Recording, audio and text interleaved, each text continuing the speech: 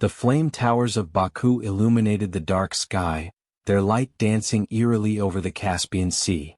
Azerbaijan's capital was alive with its bustling streets and vibrant culture. Yet, beneath the surface, there were whispers of an ancient curse, a secret so buried in the folds of history that even mentioning it seemed to awaken a chill in the air. Adil Mammadov didn't believe in such things. As an archaeologist, he prided himself on facts and evidence. Superstitions, folklore, they were mere stories to him. But a recent excavation in the mountains of Gabustan had unearthed something that refused to be brushed aside. It started with an odd artifact brought to his attention by his colleague Layla. A small, blackened stone with carvings unlike anything they'd seen before. The engravings seemed to depict a fire rising from the earth, consuming everything around it. "What do you think this means?" Layla asked, her voice tinged with both excitement and apprehension. Adil turned the stone over in his hands. "Primitive art. Probably some old myth about fire. It's Azerbaijan, land of flames. Fire worship has deep roots here." Layla hesitated. "I don't think it's that simple. The locals warned us not to disturb this site. They said the whispering flame lies beneath it." Adil chuckled. "Whispering flame. Sounds like a ghost story." But as he examined the artifact further, the edges of the carvings seemed to shimmer faintly under the flickering lantern light. His laughter faltered. That night, Adil couldn't sleep. His apartment, overlooking the Caspian, felt unusually cold despite the mild weather. As he lay in bed, his mind kept drifting to the stone. Its carvings seemed etched into his memory, repeating themselves endlessly whenever he closed his eyes. A faint sound broke the silence. It was subtle at first, like wind rustling through the grass.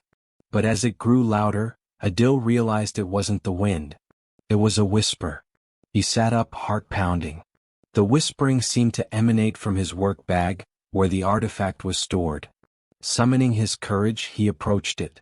As he unzipped the bag, the whisper stopped abruptly. The stone lay there lifeless. Adil shook his head, trying to dismiss the unease settling over him. "Just my imagination," he muttered. But he decided to leave the stone in the office the following day. At the dig site, Layla greeted him with a strained expression. "Adil, something's not right." "What happened?" he asked, still unnerved from the night before. "One of the workers. He disappeared last night. He said he saw flames in the distance and went to check. We found his hard hat this morning, but no sign of him." Adil frowned. "Flames? Out here?" Layla nodded. "The locals are blaming the whispering flame. The whispers returned that night, stronger this time. They spoke in a language Adil couldn't understand, but their tone was commanding, insistent. He tried covering his ears, but the sound burrowed into his mind. Suddenly, his room lit up with an unnatural glow.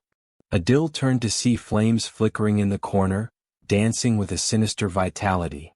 Yet they didn't burn, they seemed to ripple through the air, defying physics. A shadow emerged within the flames. It was humanoid but elongated, its features indistinct. The whispers grew louder, almost deafening. "You have awakened us," a voice boomed, its origin indistinguishable. Adil stumbled back, his heart racing. What are you?" The figure in the flames didn't answer directly.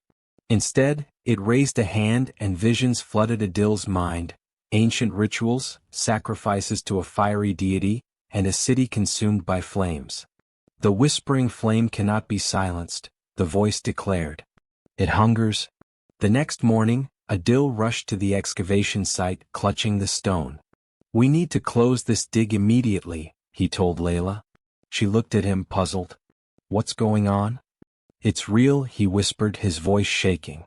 "The legends, the whispers, it's all real. We've disturbed something we shouldn't have." Before Layla could respond, the ground beneath them trembled.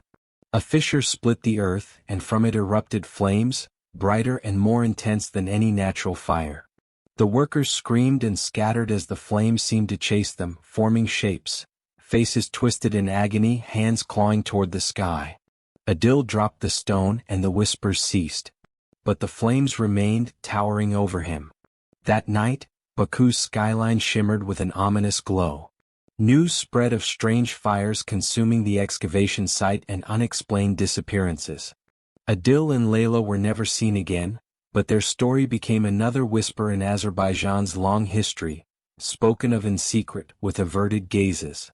Some say the whispering flame still lingers in the mountains, its hunger unsated.